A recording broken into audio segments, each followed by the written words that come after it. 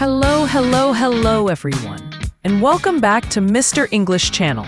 I'm Emily. And I'm Paul. It's absolutely fantastic to be here with you all again, ready to talk about something truly life-changing. It is, Paul. You know, so many people dream of speaking English fluently. They think it's a huge mountain to climb, something that requires hours and hours of difficult study every single day. But what if I told you that small, consistent changes in your daily routine can lead to incredible breakthroughs in your English?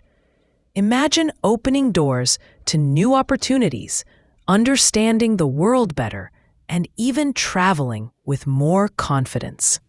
All by integrating English into your life in simple, fun ways. It's not just about learning a language, it's about transforming your life. That's right, Emily. We're here to tell you that learning English doesn't have to be a chore or a struggle. It can be an exciting journey filled with small victories every day. And these small victories add up to something big. And before we dive deeper into these amazing tips, if you like what you hear today and you want to truly change your English journey, please remember to subscribe to Mr. English Channel. Give us a big thumbs up on this episode and share it with anyone you know who dreams of speaking English. Your support helps us reach more people and bring more life-changing content to you. So, Paul, let's start by talking about why English is so important, not just for learning, but for life itself. Why should our listeners be motivated to make these small changes? That's a great question, Emily. English is more than just a language. It's a global connector. Think about it. English is spoken in so many countries. When you learn English, you can talk to people from all over the world. Imagine making new friends from different cultures, understanding their stories, and sharing your own. It makes the world feel smaller and more connected. Absolutely. It opens up the world. And what about for work? For work, English is a game changer. Many good jobs, especially in international companies, need English. If you can speak English, you can get better job opportunities, maybe even a promotion. You can communicate with colleagues and clients from other countries. It can mean a better salary and a more exciting career path. It gives you an edge, a real advantage in the job market. That's a huge benefit. And what about when people travel? Oh, for travel? English is a superpower. Imagine traveling to almost any country and being able to ask for directions, order food, talk to people at the hotel, or just understand signs. It makes your trips so much easier, safer, and more enjoyable. You don't feel lost or confused. You feel confident and independent. You can explore more deeply and truly connect with the places you visit. Yes, no more pointing at menus or using complicated translation apps. And what about access to information and entertainment? That's enormous. A huge amount of information on the internet is in English. Think about books, articles, videos, podcasts, like ours, even academic papers. If you can understand English, you have access to so much more knowledge and different points of view. And for entertainment, imagine watching your favorite movies and TV shows without subtitles, or understanding the lyrics of your favorite songs. It makes everything richer and more engaging. You can truly appreciate the original art. It's incredible how much of the world's content is in English. So these small changes aren't just about learning words. They're about unlocking a better, richer, and more connected life. Now let's get into the how. Okay, let's start with our favorite and easiest one, music. Yes, everyone loves music. So instead of always listening to songs in your native language, try to listen to English songs. It's so simple, right? You can do it when you're walking, when you're cleaning your house, when you're cooking, or even just relaxing. Just put on some English music. And don't worry if you don't understand every single word at first. The goal here is to get used to the sound of English, to hear the rhythm, a pronunciation. Your ears will start to get trained. Maybe you'll catch a few words you know. Exactly. And a pro tip here, find songs you really like. If you enjoy the song, you'll want to listen to it more.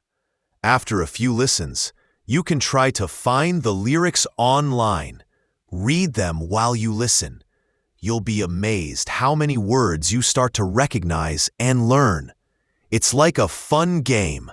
And singing along, even if it's just mumbling, helps with your pronunciation and fluency. It's like a secret language lesson. Next up, TV shows and movies. This is a fun one. Oh, I love this. But what's the best way to do it for beginners, Paul? The best way is to start by watching them with English subtitles. Don't use subtitles in your native language. I know it's tempting, but challenge yourself.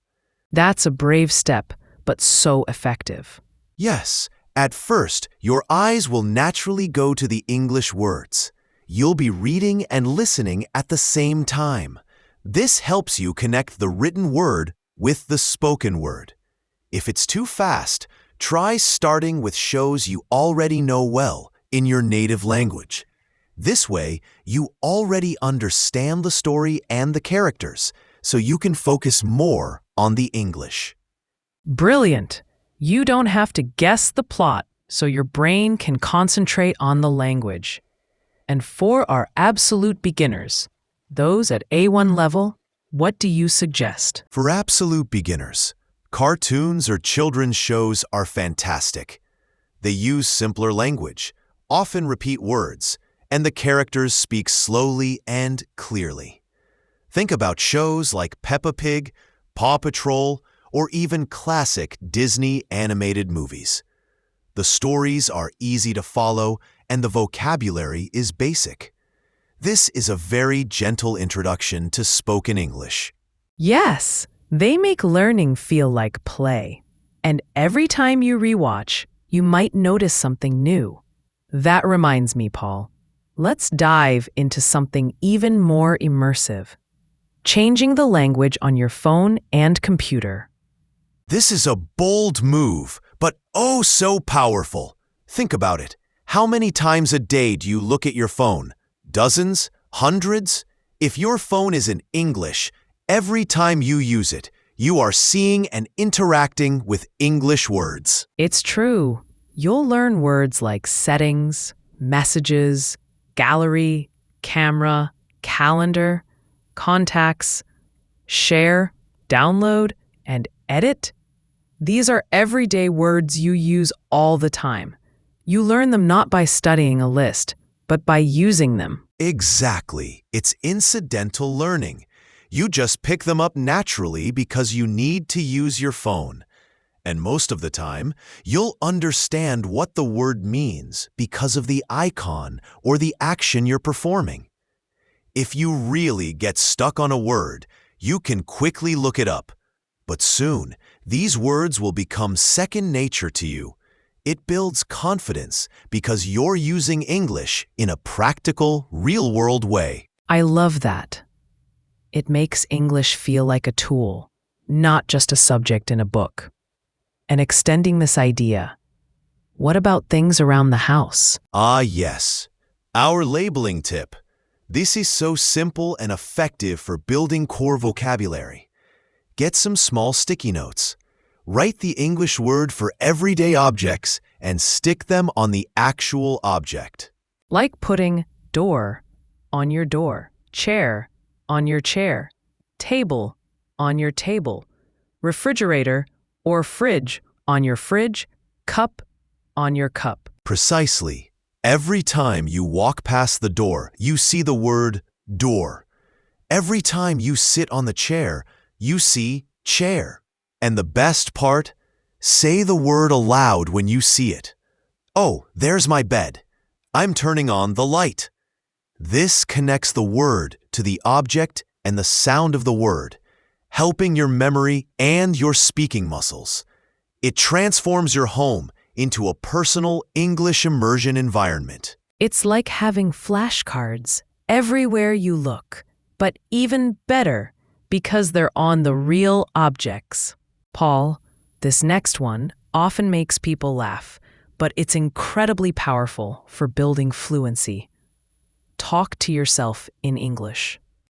Yes, it might feel a little strange at first, but it's a fantastic way to practice.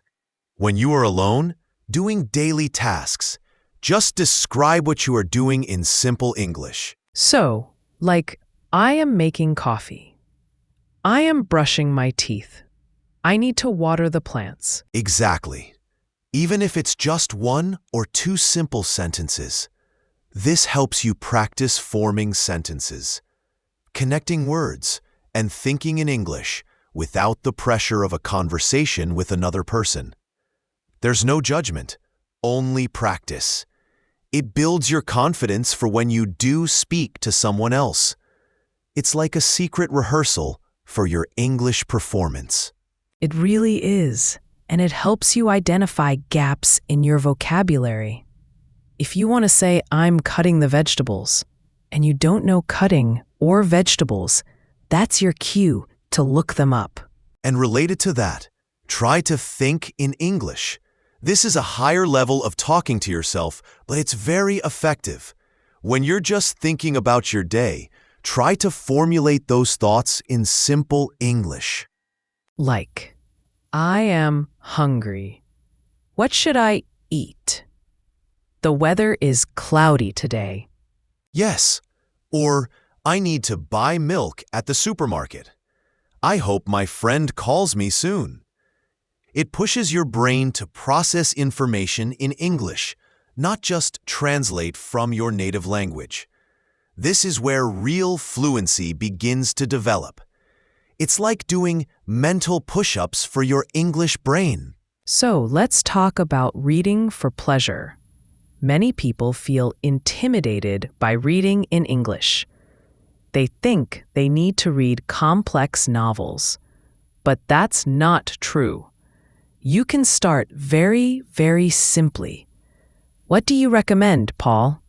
I recommend children's books. Seriously, they are designed for young native speakers, so they have simple vocabulary, repetitive phrases, clear plots, and often wonderful illustrations that help you understand the story. Books like The Very Hungry Caterpillar or Green Eggs and Ham are fantastic starting points. That's a brilliant idea, and they're fun. You can find them easily online or in libraries. Another great option is Easy English News websites. There are many online resources that rewrite daily news articles using simpler vocabulary and sentence structures for English learners. This way, you stay updated on current events and practice your English at the same time. You learn about the world while learning a language. That's incredibly practical. What should our listeners do if they encounter a difficult word while reading? Don't stop for every word. This is crucial. If you stop and look up every single word, reading becomes a chore, not a pleasure.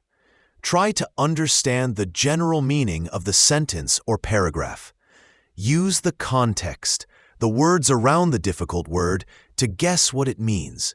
If a word appears many times or seems very important for understanding the main idea, then you can look it up.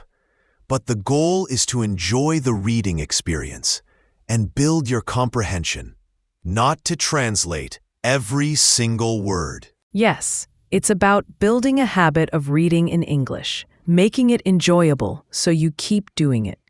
Consistency is key. Emily, one of the most powerful and motivating small changes can be to find an English learning partner. This might sound like a big step, but it can start very small. Exactly. Maybe it's a friend from your school or workplace who is also learning English. You can make a pact. Let's speak just 5 minutes in English every day. Or, let's send each other 3 messages in English each day on WhatsApp. That's a fantastic idea. Even short, simple interactions can build confidence and reinforce what you're learning. You could ask each other, "How are you?" "I'm good, thanks." "What did you eat for lunch?" "What are you doing this evening?" And the great thing about learning with a partner is that you are both in the same boat. You're both learning. You're both making mistakes. And that's perfectly okay.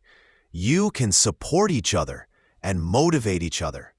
It takes the pressure off and makes speaking English less scary. You can even practice the talking to yourself sentences with your partner. And this is where the real-world benefits come into play. When you start connecting with others in English, even just a little bit, you see the direct impact of your learning. You're communicating. You're building relationships. It's incredibly motivating. Paul, we've talked about so many fantastic, simple, and effective small changes today. From music and TV, to labeling and talking to yourself, to finding a partner. The list is long, but the steps are small. They really are, Emily.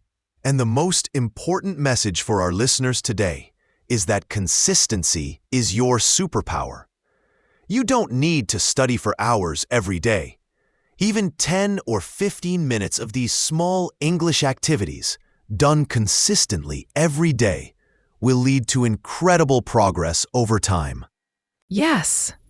Imagine if you listen to one English song, watch 10 minutes of a show with English subtitles, and change your phone language for a week. You've already had so much exposure to English. It's like planting a tiny seed every day. Eventually, it grows into a strong, beautiful tree. And remember why you're doing this. It's not just for a grade or a test. It's for your future. It's for new opportunities, for better jobs, for amazing travel experiences, for connecting with people you never thought you could, for accessing a world of knowledge and entertainment.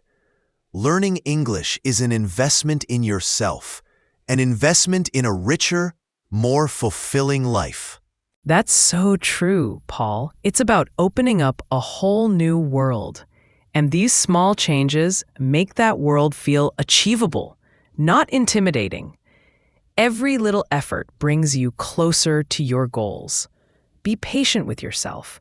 Celebrate every small victory and never give up. So our dear listeners, we truly hope you feel motivated and empowered after today's episode. We really want to know which one of these small changes you're going to try first. So please, subscribe to Mr. English channel, give us a big thumbs up on this episode, and share it with your friends who are on their English learning journey. Let's build a community of English learners together. And most importantly, leave a comment below and tell us, which small change will you implement this week to improve your English and open new doors in your life? Will you try listening to English music, changing your phone language, talking to yourself, or finding a partner? We can't wait to read your comments and cheer you on. Thank you so much for being with us today, everyone. Keep practicing, keep making those small changes, and keep dreaming big. We'll see you in the next episode for more English adventures and more ways to transform your life. Bye for now. See ya.